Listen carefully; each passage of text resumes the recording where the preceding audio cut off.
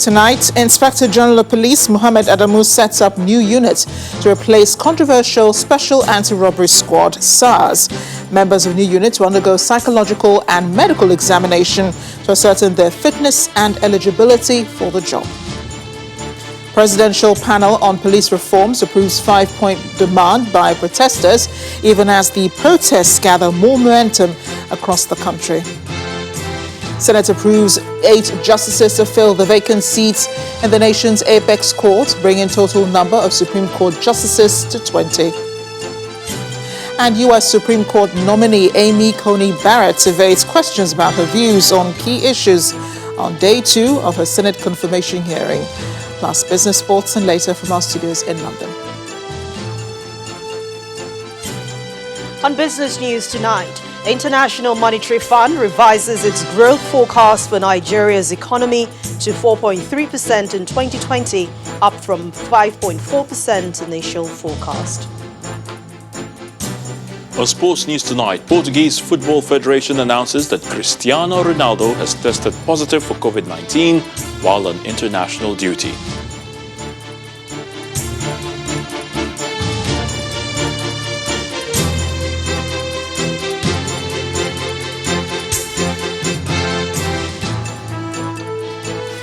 After 7 days of protests across the country, the Inspector General of Police has announced a replacement for the controversial Special Anti-Robbery Squad, SARS. The new team will be known as the Special Weapons and Tactics, SWAT, and anyone hoping to be part of that team must go through psychological and medical examination to ascertain their fitness and eligibility. But that's after the Presidential Panel on Police Reforms announced the approval of the 5-point demand by the End SARS protesters. In spite of all of that, the protesters have continued to press home their demands across the country, and the agitations continue to receive the attention of top dignitaries. The latest being former President Goodluck Jonathan, who's saying that no blood need be lost in the protests. And we start from the pronouncement from the IGP on the replacement for SARS. The Inspector General of Police, Mohammed Adamu, has set up a new unit, as we said, to be known as the Special Weapons and Tactics Team to replace the controversial Special Anti-Robbery Squad. The IGP has also ordered all personnel of the defunct SARS to report at the Force Headquarters Abuja for debriefing, psychological and medical examination. The officers are expected to undergo this process as a prelude to further training and reorientation before being redeployed into mainstream policing duties.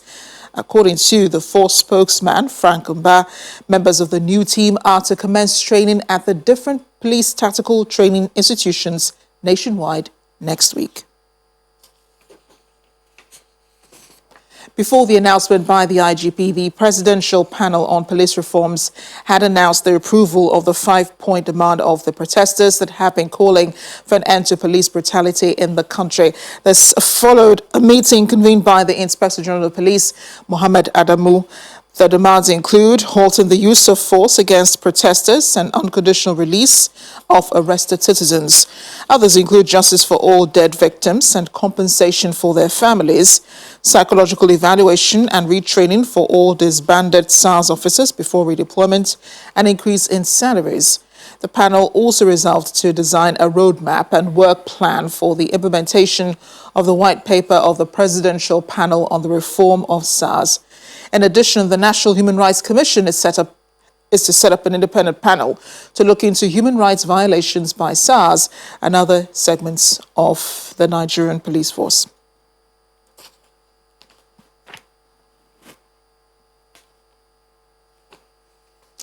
An announcement by the IGP and the Presidential Task Force was not enough to stop the protesters from hitting the streets again. They did that across the country, demanding a total reform of the Nigeria police force.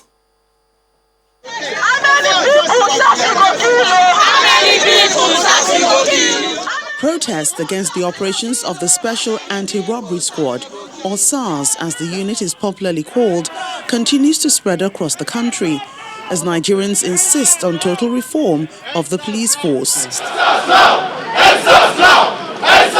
The continuing protests and the rate at which they are spreading is an obvious sign that the people are not satisfied with the president's overtures aimed at bringing the protests to an end.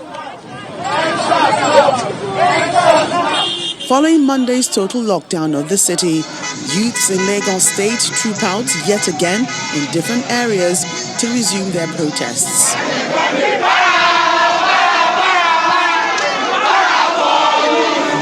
Again, many converge at the seat of government in Alausa, Ikeja, bearing placards, singing and dancing.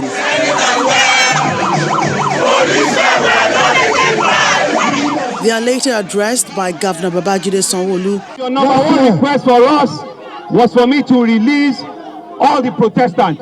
So all the Protestants have been released. Yes. Without any condition. I have instructed my Ministry of Youth to have set up, and one of the things that I said to some of your leaders yesterday, I want the list of everybody that has had one fatal encounter with SARS or not. I want all their names in Lagos. Yes. If there's any fatal encounter with SARS in Lagos, so I want all their names. I have some names. I want to be sure that I have all the names. I have set up a 200 million naira fund in which I will appoint some of your leaders. I will appoint some of your leaders. No leader. Monies. No leader. You don't want money? No leader. No leader. Okay. No leader. And staying in Lagos, it's a change of venue for protesters who had previously occupied the Lekki toll gate area as they move to Unikon in Lagos Island, where they present their petition to the police command.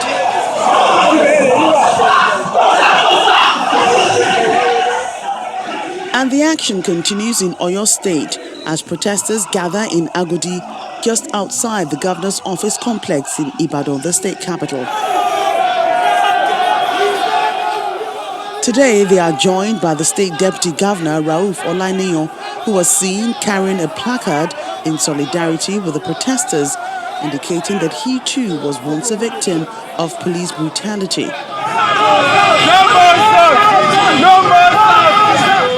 And in Akure, the Ondo State capital, the call is the same as protesters march on the major streets, singing songs for an end to police brutality.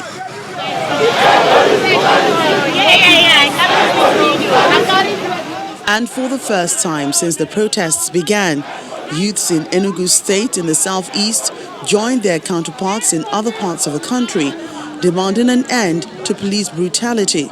And just like their counterparts in Lagos, they take their protests to the government house.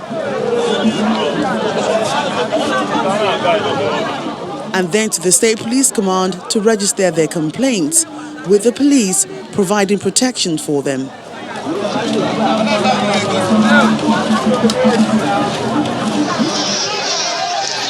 And from the southeast, protesters gather at Freedom Square in Ori, the Imo State capital, as they join the march against police brutality.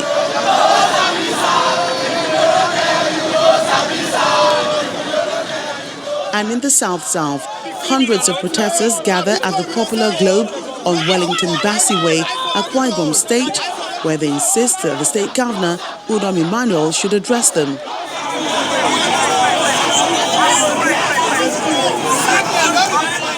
Meanwhile, protesters in Port Harcourt, the Rivers State capital, defy a ban on the EndSARS march by Governor Nyesom Wike, daring to take their protest to the seat of power.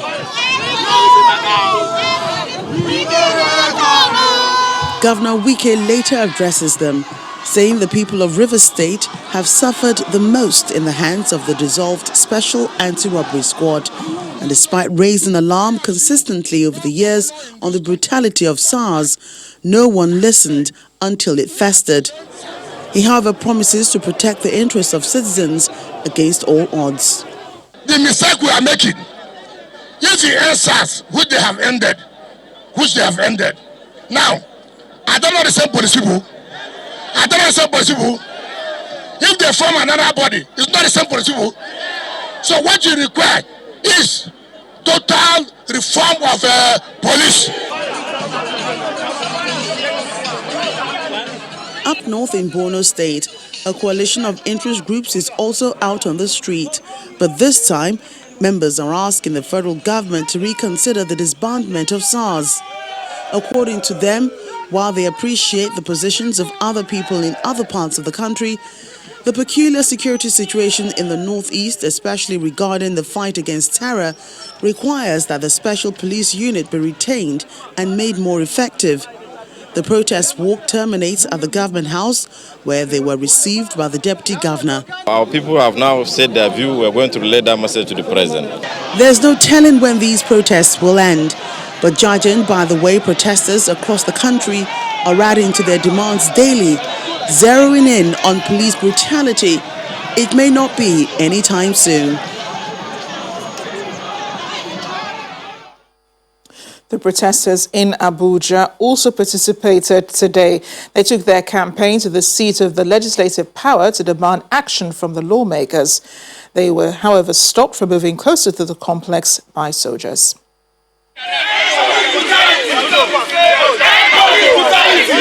Starting from the popular Banex Junction, the protesters made their way into the city center, leading to traffic gridlock.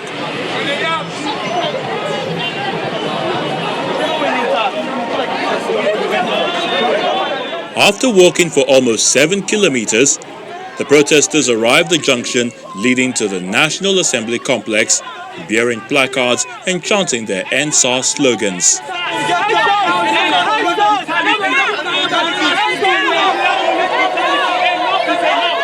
However, they were stopped from proceeding any further by the military.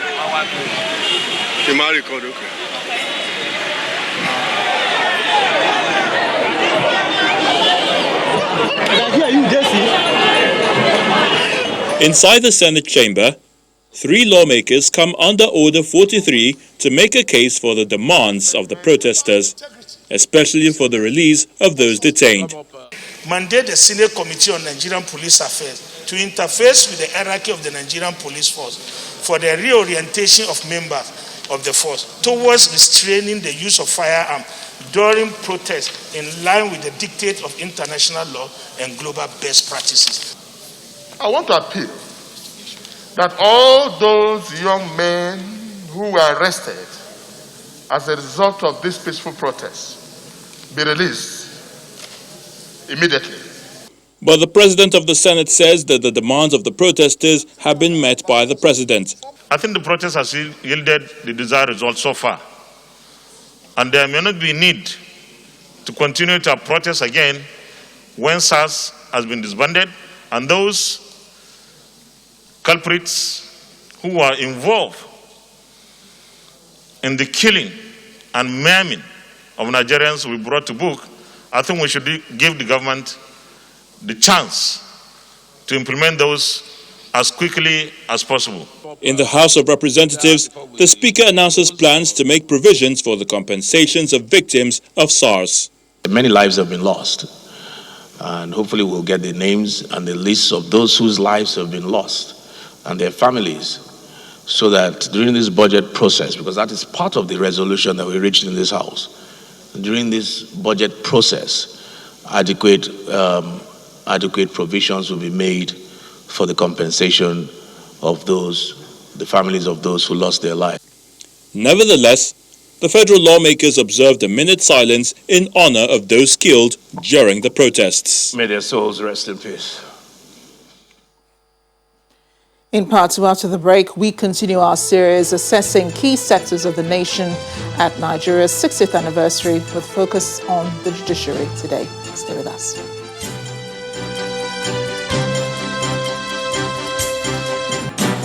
Welcome back. If it has joined us watching the news at 10 live on Channels Television Lagos, a reminder of our top stories. Inspector General of Police Mohammed Adamu sets up new unit to replace controversial Special Anti-Robbery Squad. Members of the unit will undergo psychological and medical examination to ascertain their fitness and eligibility for the job. Presidential panel on police reforms approves 5-point demand by protesters, even as the protests gather momentum across the country. Senate approves 8 justices to fill the vacant seats in the nation's apex court, bringing total number of Supreme Court justices to 20. And U.S. Supreme Court nominee Amy Coney Barrett evades questions about her views on key issues on day 2 of her Senate confirmation hearing. Plus business, sports, and later from our studios in London.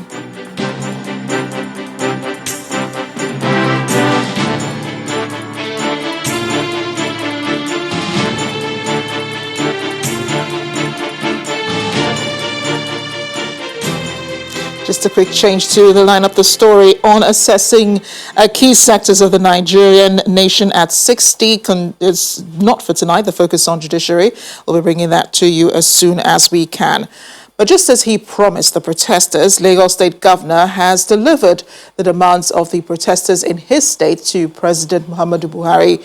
Briefing State House correspondents after the meeting with the president, the governor urged the protesters to trust that this time their demands are being met, including increased salaries for the police, which he says will begin in earnest.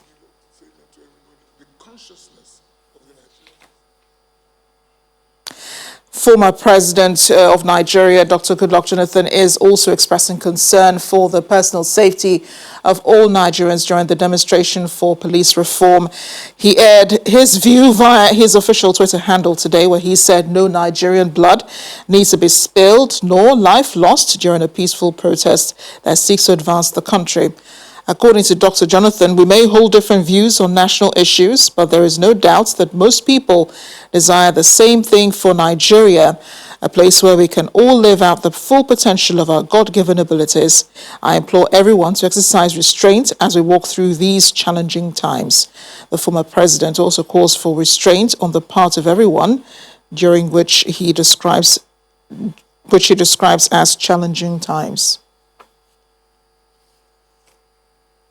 Away from the protests now to the courts, the trial of the alleged Taraba State kidnap kingpin, Mr. Hamisu Bala, popularly known as Wadume, resumed at the Federal High Court in Abuja today with a cross-examination of the 5th prosecution witness. The prosecution witness, Mr. Bala James, an assistant superintendent of police who earlier testified on the 15th of July 2020, was cross-examined by some of the defense lawyers at the day's proceedings. The trial judge, Justice Binta Murtala Nyako, thereafter adjourned the case till the 22nd of October for the prosecution to present its 6th witness. Mr. Wadume and 6 others are standing trial for alleged kidnapping, escape from custody, gun running, detention of kidnapped victim, Usman Garba, and collection of ransom of 106 million naira from the victim before his release. The Senate has approved the appointment of 8 justices to the Supreme Court, bringing the number of justices to 20. Meanwhile, the president has nominated his special assistant on social media, Mrs. Loretta Onochie, for appointment as a national commissioner in the Independent National Electoral Commission. Mrs. Onochie from Delta State is nominated alongside 3 others as national commissioners. Their nomination was read by the Senate president during today's plenary. The Senate and the Committee of the Whole considered the report of the Committee on Judiciary, Human Rights and Legal Matters on the screening of Mr. President's nominees for appointment as Justices of the Supreme Court of Nigeria and approved the nominations of Honorable Justice Muhammad Lawal Garba, JCA Northwest, Honorable Justice Helen M. Ogunwumiju, Southwest, Honorable Justice Abdul Aboki, JCA Northwest, Honorable Justice Ibrahim Mohammed Musa Saulawa, JCA Northwest, Honorable Justice Adamu Jauro, JCA Northeast, Honorable Justice Samuel Oseji, JCA South-South, Honorable Justice Tijani Abubakar, JCA Northeast, and Honorable Justice Emmanuel Ajim, JCA South-South, as Justices of the Supreme Court of Nigeria. Is this a true reflection of what transpired in the Committee of the Whole? The River State Governor Nyesom Wike has faulted the nomination of the President's media aide as a National Commissioner for the Independent National Electoral Commission, INEC. The governor describes the nomination as worrisome, portending grave danger for the 2023 election. Nigeria, we must choose our priority. All of you what you are saying now, let me tell you, what is our priority? Nobody is talking. You have heard what happened today. That Mr. President has appointed his media aide as a national commissioner of INEC, not so. Your own media aide as a national commissioner of what? INEC, not so. And you are saying that INEC should be independent, not so. Now, how will that INEC be independent? One president has appointed his own aide, and nobody is talking about it. Nobody is protesting about it. Nobody is protesting about appointment of Mr. President aide as a national commissioner. Nobody is saying about it. Nobody. So as you are doing the reform, as you are protesting for the police to be reformed, we must also protest. Mr. President, you cannot bring your own aide to be a national commissioner in INEC. That's where things are supposed to be done. Nobody's doing that. All those who are saying this were in support of reform of Nigerian police. But we must also say, Mr. President, how can you appoint your aide as a national commissioner of INEC? That is a rigging. They started rigging against 2023, and nobody is saying anything. There have been more reactions to the President's aide's new appointment. The People's Democratic Party has described the nomination of Ms. Onochie as a provocative assault on Nigeria's democratic process.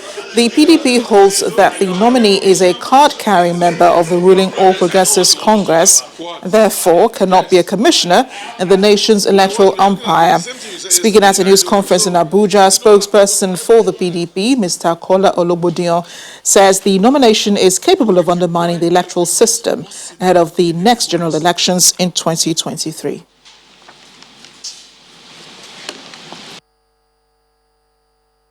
The People's Democratic Party describes President Muhammadu Buhari's appointment of his special assistant on social media, MS Loretta Onochie, a card-carrying member of the All Progressives Congress, as a national commissioner in the Independent National Electoral Commission, INEC, as highly provocative and assault on our nation's constitution and our democratic process.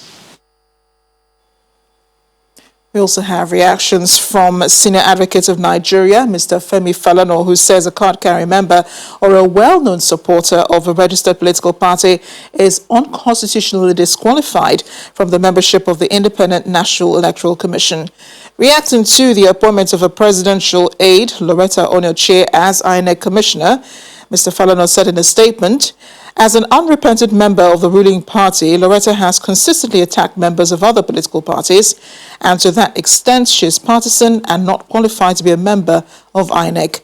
According to him, the president's appointment of Loretta is in clear violation of the provisions of the Constitution, and it has therefore become pertinent to draw the attention of the Council of State and the Senate to the illegality.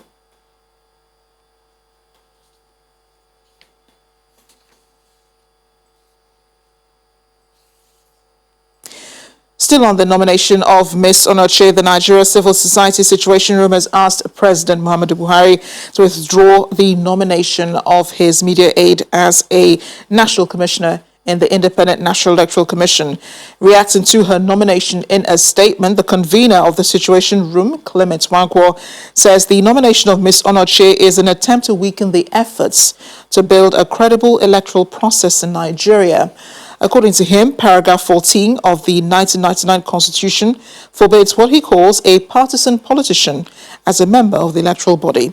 He therefore asked the Senate to disregard her nomination if the president fails to withdraw it. We can bring you updates now on the state governor, Babajide Sanwo-Olu's visit to President Muhammadu Buhari concerning the End SARS protests. He met with the president earlier today after his promise to protesters, saying that he would. He urged them to trust that this time their demands are being met, including increased salaries for the police, which he says will begin in earnest. Increase the salary of the police, right? It will not happen tomorrow. So it's a process. So there's nothing fiscal you will see there, but you will see the conversation that says that indeed we all agree that they need more, we can do more. So that in itself is the tick off. The physical thing you want to see is the first thing they said is that we must release all the protestants that were arrested yesterday. Not one of them stayed beyond 3 hours or 4 hours in the station. We released all of them, unconditional. We released all. That's physical, for us. That's physical. So that has happened. They said to me that they want us to have a fund to compensate the families that have been lost. We have set that up, physical. So in terms of physical, you are seeing those physical lines moving. And they themselves said that there's some that we know that will not happen today, will not happen tomorrow, right? Some will take, effect of time. And so all you gentlemen of the press also have the responsibility to populate the information and to say clearly that indeed their voices have been heard. Their demands are genuine, they are real. It's really as a father, it's a real concern when indeed you realize that you don't even know your son that much. Given what my own son had faced, what my daughter had asked me to do, indeed it was a clarion call for me personally. And so it speaks to the sensibility of how did we get here, why did we miss it? And we're indeed grateful that they've been able to correct us and they've been able to indeed show that they are leaders of tomorrow. Lawyers also protested. A group of them took to the streets of Lagos to demand an end to police brutality and a reform of the police force. Holding placards with different inscriptions, the lawyers took to the streets of Lagos, the State Police Command, where they addressed the Commissioner of Police, Hakeem Odumosu. End police brutality. Why are lawyers marching? End police brutality. Why are lawyers angry? End police brutality. Why are lawyers angry? End police brutality. Why are lawyers marching? End police brutality. Can you make sure you give up the statement? Meanwhile, the Nigerian Bar Association has asked security operatives across the country to stop using live bullets on protesters. During a news conference in Abuja, the president of the bar, Olumide Akpata, said the use of live bullets will only aggravate the already tense atmosphere in the country. In the wake of the protests that have resurrected the consciousness of the Nigerian society and indeed the international community to these very important and systemic issues, the NBA is convinced that the disbandment of SARS or any other unit by whatever name called, reposting or transferring officers of any disbanded unit and other knee-jerk reactions will only scratch the surface and not offer long-lasting solutions to the endemic issues bedeviling the Nigerian police as currently constituted. We call on governments at all levels to protect the rights of all citizens participating in the peaceful protests across the country and direct the security agencies to cease assaulting, attacking, abusing or otherwise harassing or using force against citizens who seek to have their voices heard through the peaceful protests. Under no circumstances should the use of live arms and ammunition against peaceful and lawful protesters be tolerated, and those found culpable must be apprehended and made examples of. When the News at 10 returns, the International Monetary Fund revises its growth forecast for Nigeria's economy to negative 4.3% in 2020, up from negative 5.4% initial forecast. We'll have more in business news. Join us again.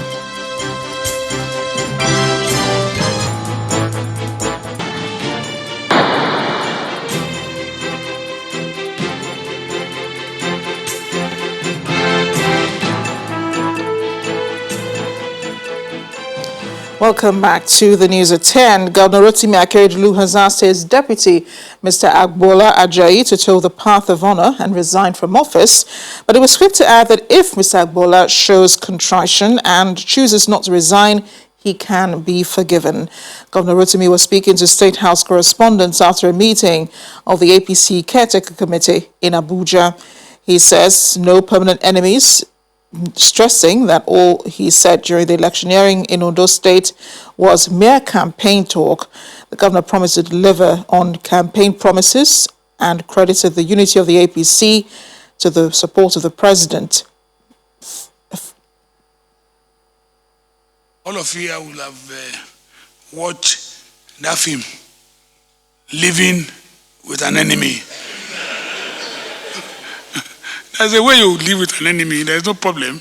I hope now that we have dropped him sufficiently well. He will probably be able to come back and at least apologize for his sins. And if he's contrite, there's no problem. Well, who am I? God has given us victory. Who am I to harbor any enmity against anybody? It's not necessary. So if he comes back, it's not to say that if we have a way, if he has honor anyway, he should resign as deputy governor. He should resign and leave as deputy governor if he has honor. But if he decides not to, if the opportunities are there, I'm sure the party will take a decision on him, because he's no longer in a party. He has gone to another party. He has been to 2 parties, or he has been in 3 parties within a month. Wonderful man. From APC to PDP, PDP to ZLP. He's a wonderful man. So for me, I have nothing against him.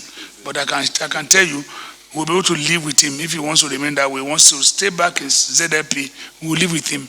It will soon fly off. The days you are thinking is long, is not long. His days are numbered. As we just have started another February, we will start with Lucky Orimisan Aiyedatiwa.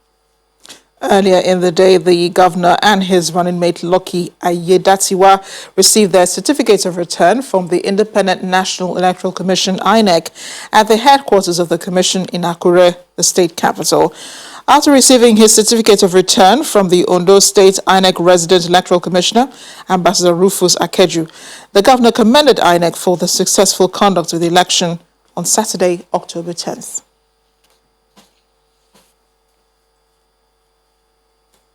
The 2021 budget deficit of 5.1 trillion naira will be financed through borrowings from domestic and foreign sources. That's according to the Minister of Finance, Zainab Ahmed, who said the proceeds from multilateral loans and privatization to fund the budget deficit is earmarked at 709 and 205 billion naira. The minister was speaking during the 2021 budget breakdown in Abuja, where she highlighted a revenue projection for the 2021 budget at 7.8 trillion naira.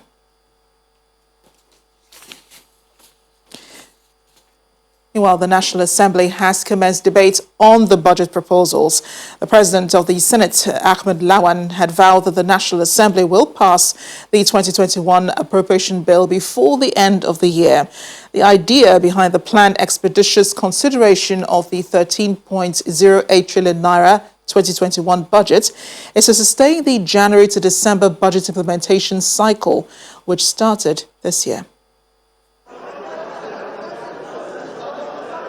Determined to sustain the January to December implementation cycle, the federal lawmakers start debate on the general principles of the 2021 appropriation bill. Is he going to manufacture that body? It has to come from borrowing. It is the first allotted day for the debate, and lawmakers speak on the expectation of the budget estimates. This budget is based on, we're going to sell assets, we're going to have all the agencies of government make more money and all that. That is unrealistic, totally unrealistic. And we are not also so sure what the oil situation is going to be. It is very clear and very true to say that for the very, good management of the economy by this administration, Nigeria would have gone under worse than what it is. We knew we were in a recession some years back, 2016, and for us to have worked ourselves back within the very short time can only allude to one thing: good management of our scarce resources. Distinguished honorable colleagues, In the House of Representatives, the lawmakers raised questions over the allocation to the education sector. The budget for education capital is 127 billion. No country that wants to develop puts that amount of money for education and puts aside 446 billion for disaster management. Education is a waiting disaster as it is. If we do not budget for it today and not say we can budget that amount of money for disaster management when our schools need the money now. The budget is also predicated on the assumption of 11.95% inflation rate and a gross domestic product growth of 3%, while the federal government retained a revenue projection of 7.89 trillion naira. We can bring you the report now of the Minister of Finance, Zainab Ahmed, breaking down the 2021 budget. She highlighted the revenue projection for the 2021 budget at 7.8 trillion naira.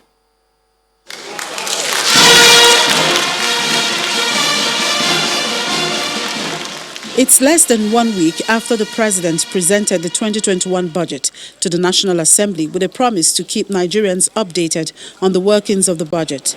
Good afternoon, Minister. In keeping with that promise, the Minister of Finance is highlighting the key assumptions of the 13 trillion naira 2021 budget.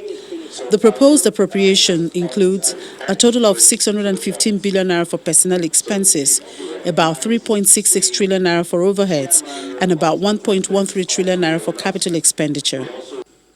Key assumptions for the budget include an oil price benchmark of $40 to a barrel, with daily oil production at 1.86 million barrels per day, an exchange rate of 379 naira to a dollar, as well as a projected GDP growth rate of 3% and inflation pegged at 11.9%. The aggregate capital expenditure is proposed at 3.85 trillion. This is 29.43% of the total expenditure. I'm happy to report that we are near the 30% that was committed by this government in the ERGP. This 3.85 trillion is 43.4% higher than the 2020 revised budget, inclusive of capital component of statutory transfers, government-owned enterprises capital, as well as project-tied loans and expenditures. The 13.08 trillion of expenditures includes 1.35 trillion naira of expenditures by those 60 government-owned enterprises. Their total, their gross projected revenues is 2.17 trillion naira. The 2021 budget of 13 trillion naira has a deficit of over 5.1 trillion naira. It will be financed through loans from domestic and foreign resources, while taxes from the Nigerian Customs Service, company and income taxes projected at 7.8 trillion naira are to form major revenue sources for the government. The overall deficit is 5.193 trillion for 2021. This represents 3.64% of the GDP. The Fiscal Responsibility Act has a provision that requires that the deficit should be at 3%. But the same act also has a provision that says, under unusual circumstances, the President, with the understanding of the National Assembly, can have a deficit that is higher than that 2%. While the government is promising transparency in the implementation of the proposed budget, Nigerians will be watching to see if it will translate to improved socio-economic development for the country. That takes us straight on to business news. Here's Anwar Wodo.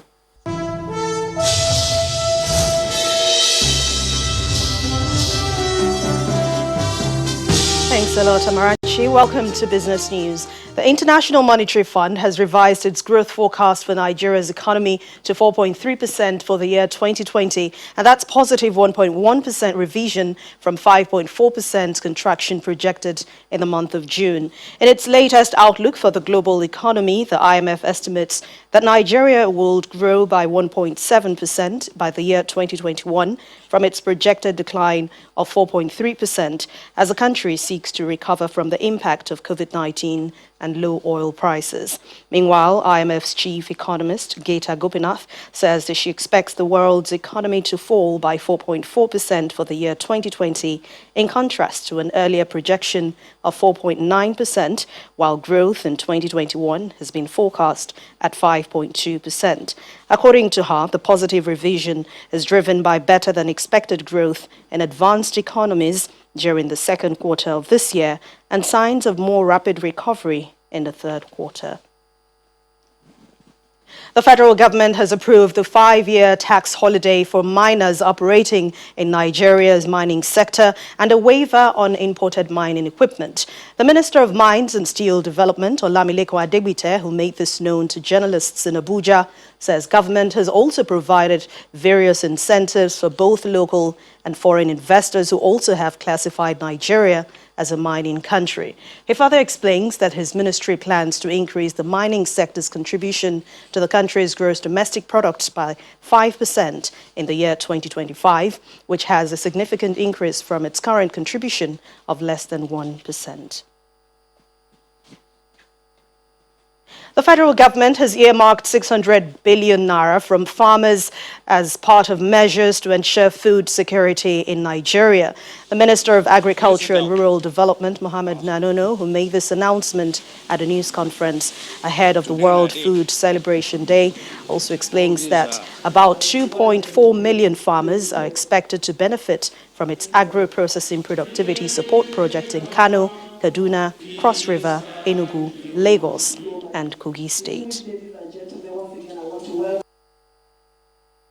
The administration of President Muhammadu Buhari is not resting on it is short on this addressing the challenges of the agricultural sector. The federal government through the agro-processing productivity and enhancement livelihood improvement project appeals has set aside 600 billion as loan support to farmers across the country. No fewer than 2.4 million farmers are expected to benefit from the loan, and which has zero interest. The gesture will support farmers in the country to improve their productivity, aimed at boosting the country's agricultural sector. The support was to complement the federal government policy on agriculture, which include promoting food security, improve farmers' production, and also increase export of our agricultural commodities. It is clear from the foregoing that if the agricultural sector must be made more protective and sustainable, we must also be prepared to invest massively in order to quickly rise the call against looming food crisis as already predicted by the World Bank, FAO, and the AFDB. Let's take a look at affairs at the stock exchange. Renewed bargain hunting by investors today halted the downtrend which persisted on the stock market. But total value of listed equities have risen by 3 billion naira at the close of business. Ekaite Afia tells us more.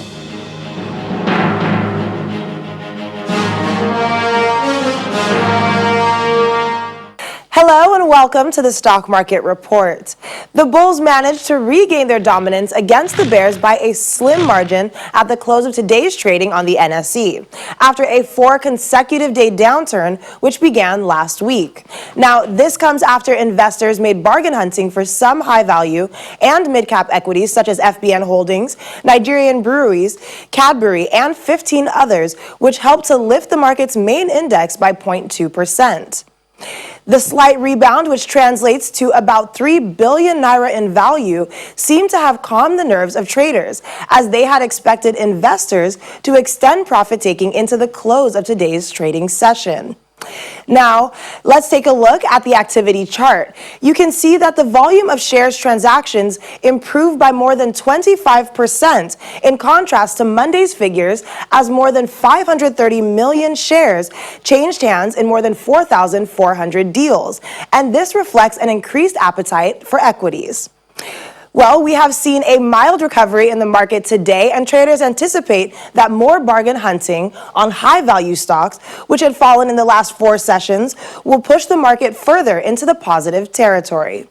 Thank you for joining us for the Stock Market Report. I'm Ekaite Afia. that's Business News Tonight. Thank you for watching. I'm Anne Nwawadu. The rest of the news at 10 continues now with Amarachi. Thanks a lot, Anne. Emeritus Professor of Literature and writer John Pepper Clark has died at the age of 85. According to a statement by the family, Professor John Pepper Clark died in the early hours of today, October 13th, 2020. It reads, the Clark Fuludu Bekederemo family of Kiagbodo Town, Delta State, wishes to announce that Emeritus Professor of Literature and renowned writer Professor John Pepper Clark has finally dropped his pen at the early hours of today, Tuesday, 13th October. President Muhammadu Buhari has commiserated with the family of J.P. Clark on the passing of the renowned writer and Emeritus Professor of Literature, Professor John Pepper Clark. President Buhari, in a statement, described the exit of the literary icon as a great loss to the literary world. He asked his family to take solace in the fact that his works, which earned him recognition and respect both at home and abroad, would continue to inspire upcoming Nigerian writers to pursue literary excellence and flourish in their chosen vocation. The president also says his thoughts and prayers are with the family of the departed patriot, the government and people of Delta State, and the literary community in the country. Beyond our shores now, U.S. Supreme Court nominee Amy Barrett today evaded questions about her views on key issues such as abortion and healthcare before the Senate confirmation hearing, stating that she had no agenda and vowed to stick to the rule of law. Democrats fear she could vote to strike down reforms providing health insurance to millions of Americans when the Supreme Court hears a case against the public health insurance scheme in November. The judge has in the past criticized a 2012 Supreme Court ruling on the Affordable Care Act. Simon Pusey has more international news and around the world in 5. Good evening and welcome to the Channel Studios here in London with your international news around the world in 5. The US President Donald Trump has returned to the campaign trail less than 2 weeks after testing positive for coronavirus. And we will make America great again. He told thousands of supporters, many not wearing masks, that he could give them a big fat kiss at a rally in the battleground state of Florida. His rival, Joe Biden, has accused the president of reckless behavior since his diagnosis. The two presidential candidates are attempting to secure as many votes as possible with 3 weeks until the 3rd of November election. I went through it. Now they say I'm immune. I feel so powerful. I'll walk into that audience. I'll walk in there. I'll kiss everyone in that audience. I'll kiss the guys and the beautiful women and everybody. I'll just give you a big fat kiss. Thousands of people have joined anti-government protests in Argentina as confirmed coronavirus infections continue to rise. Many Argentines are angry at the government's handling of the crisis and the economic effect of lockdowns, as well as issues such as corruption. A strict lockdown early in the pandemic meant that the number of cases grew slowly at first, but following an easing of restrictions, cases have been rising steeply. Argentina has recorded over 900,000 cases of the virus. It is the country with the 6th highest number of infections. Severe flooding caused by heavy rains in Vietnam has killed at least 28 people so far. That's according to local media. It comes as Tropical Storm Nanka has made its way towards the Vietnamese coast. Heavy ongoing rains since early October have caused deadly floods and landslides in several provinces in central Vietnam and displaced thousands of people in western Cambodia. Conditions are expected to worsen in the coming days. That's according to the National Weather Agency. Residents in Dakar have come out in support of a decision by the government to implement the death penalty for rapists in the wake of a series of gang rapes and sexual assaults. It comes after a surge in sexual crimes in recent years, with nearly 1,000 incidents having been reported between January and September. But experts have warned that tougher penalties will not be enough to tackle the problem, as the focus should be on the systemic problems in rape trials and the extremely low conviction rates. Meanwhile, a video showing schoolgirls queuing to be sprayed as part of measures to curb the spread of COVID-19 has divided Kenyans online. This 30-second clip uploaded on Twitter by a local newspaper shows a man wearing protective clothing spraying a substance on the girls' exposed hands, legs and uniforms. The World Health Organization has said it does not recommend the spraying of individuals and says it could be physically and psychologically harmful. The South Korean K-pop group BTS has faced a backlash in China over comments a member made about the Korean War. In a speech, the band's leader mentioned South Korea's shared history of pain with the US over the 1950 to 1953 conflict in which the two countries fought together. But his remarks have angered Chinese social media users as Beijing backed the North in the war. The controversy also appears to have affected commercial deals, with many Chinese companies having removed adverts featuring BTS. And finally, a guitarist from one of the world's biggest rock bands, Radiohead, has given a radical redesign of the electric guitar a spin. The Circle guitar features a rotating disc that can be fitted with plectrums to strum the strings, freeing up one hand to get creative. Radiohead's rhythm guitarist Ed O'Brien has said the Circle guitar is one of those instruments he has been longing to find. It was created by designer Anthony Dickens, who was inspired by the search for new sounds. I think it's one of those instruments that as a musician you're sort of longing to find, because for me as a musician it's about finding new sounds and it's about finding new ways of making sounds. And as a guitarist, the guitar is, 6 strings, and what Anthony's done is he's taken the 6 strings in the guitar and added this whole rhythmic element. And that's your international news around the world in 5. Now back to the Channel studios in Lagos. Let's take some sports news now. Here's Ayotunde Balogun.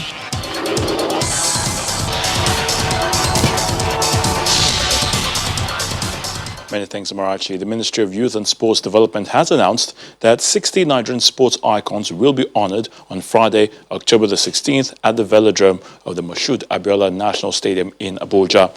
The event is part of activities organized by the federal government to celebrate Nigeria's Diamond Jubilee.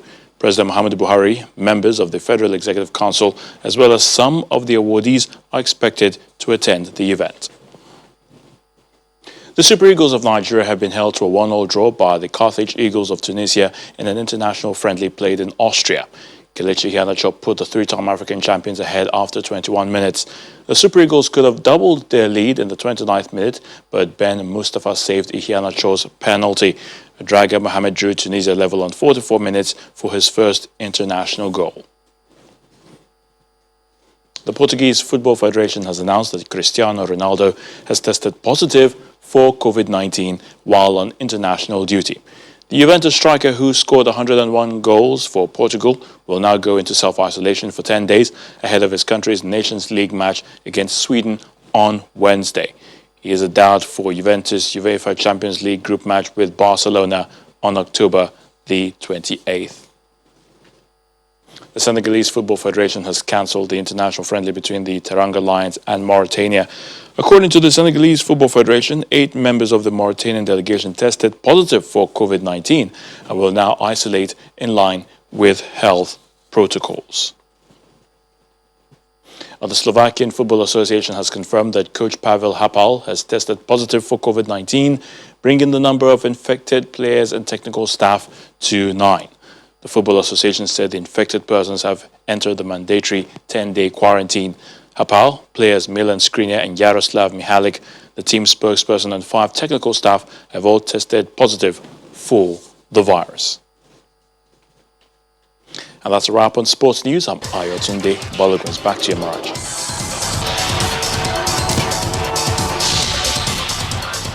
And the main news again, the Inspector General of Police, Mohammed Adamu, has set up a new unit to replace controversial Special Anti-Robbery Squad SARS. Members of the new unit, which is to be called the Special Weapons and Tactics Team, are to undergo psychological and medical examination to ascertain their fitness and eligibility for the job. Also today, the Presidential Panel on Police Reforms approved the 5-point demand by protesters, even as the protests gathered more momentum across the country. And U.S. Supreme Court nominee Amy Coney Barrett today evaded questions about her views on key issues on day 2 of her Senate confirmation hearing. That's the news at 10 tonight. Thank you for watching. I'm Amarachi Ubani. Good night.